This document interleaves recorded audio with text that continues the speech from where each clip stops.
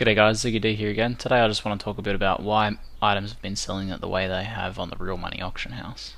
Now I just want to preface this entire video by saying that economic theories and opinions on these sorts of things can vary wildly from person to person, and you should take these as my analysis of the situation.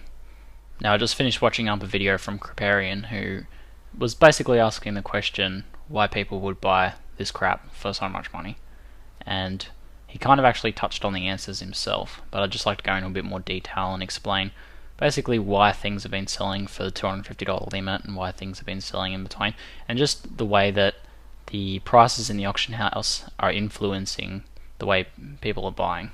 So the first idea is one that you're probably already pretty familiar with, but just bear with me because I sort of need to explain it to set a baseline for the rest of the ideas. And this idea is of relative purchasing power. Basically, some people are more financially wealthy than they are time wealthy, and Diablo's an old series.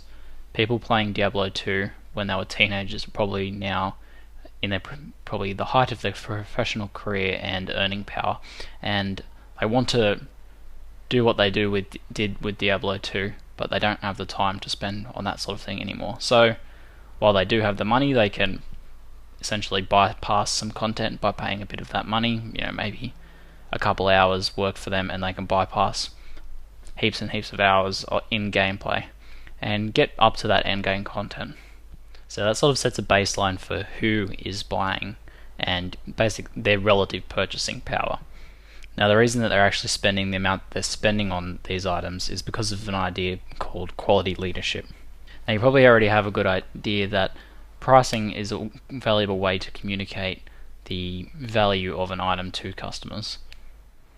So this is something that Kriparian actually mentioned, that people are seeing two of the same item here or similar items, and they're seeing 150 buyout on this one, 250, and then there's a bunch of other around the $200 marks. So the instant thought for someone who's not willing to look into this as much is that the $250 item is superior. So while high price gives the idea that an item is of the highest quality, and in this case the buyout is a maximum of 250, and hitting the maximum of 250 instantly sends a signal that this is one of the best items in the game, this price needs to be reinforced by lower prices.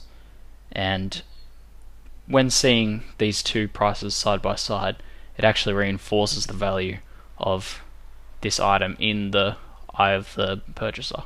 So as someone who plays the game fairly serious, it's probably pretty hard to understand why someone would be mistaken between thinking that this item to this item is a $100 price gap and why this item is so much better.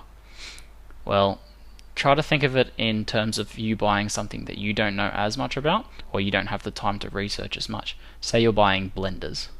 Now, the average person probably doesn't know that much about the different features of blenders, but on a shelf you have maybe 3 or 4 or even 5 blenders, and you have at one end the highest price $100 blender, maybe $200 blender that's got a long list of features.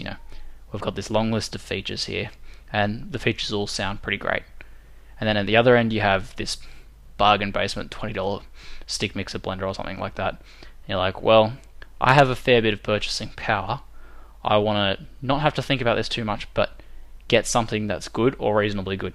Now you're either going to go for the highest one, which isn't as actually common, but in the real world most people tend to go for the next one behind that. So instead of the $200 blender, they'll go for the $150 blender, thinking they're getting a bargain and getting still a high quality item.